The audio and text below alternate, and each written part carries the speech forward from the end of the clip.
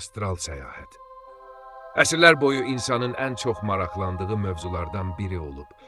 İnsanın bədənindən ayrılıb ruhla başqa yerlərə getməsi fikri həm heyrətləndirir, həm də suallar doğurur.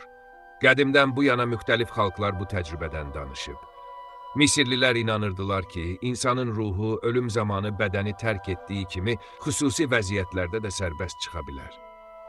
Tibet rahibləri isə meditasiya ilə özlərini bədənlərindən ayıraraq başqa aləmlərə keçdiklərini iddia edirdilər. Sufilər də bu halı ruh səyahəti kimi qəbul edərək, insanın Allahla yaxınlıq qazanmaq üçün bədənindən azad olduğunu söyləyirdilər. Amma elm başqa cavab verir. Alimlər deyirlər ki, insanın bədənindən ayrıldığını hiss etməsi beynin yaratdığı illüziyadır.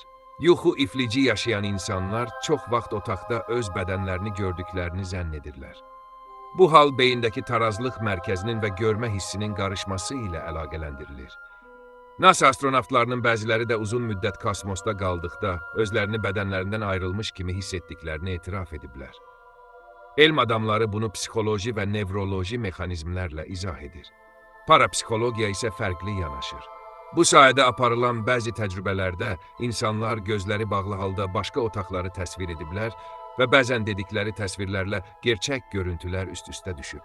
Bu fakt elm üçün kifayət qədər sübut deyil, amma mistik inanca sahib olanlar üçün çox güclü arqumentdir.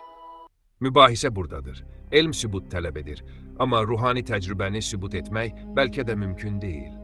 İnanclar deyir ki, astral səyahət bədənin sərhədlərini aşaraq başqa qatlara keçməkdir. Elm isə deyir ki, bu sadəcə beynin yaratdığı bir oyun ola bilər.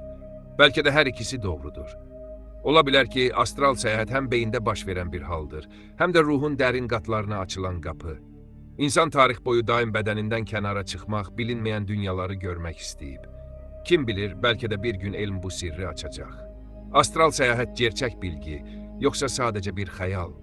Cavab hələ də müəmmalı qalır. Amma bir həqiqət var ki, insan ruhunun gücü düşündüyümüzdən qat-qat dərin və sərhədsizdir.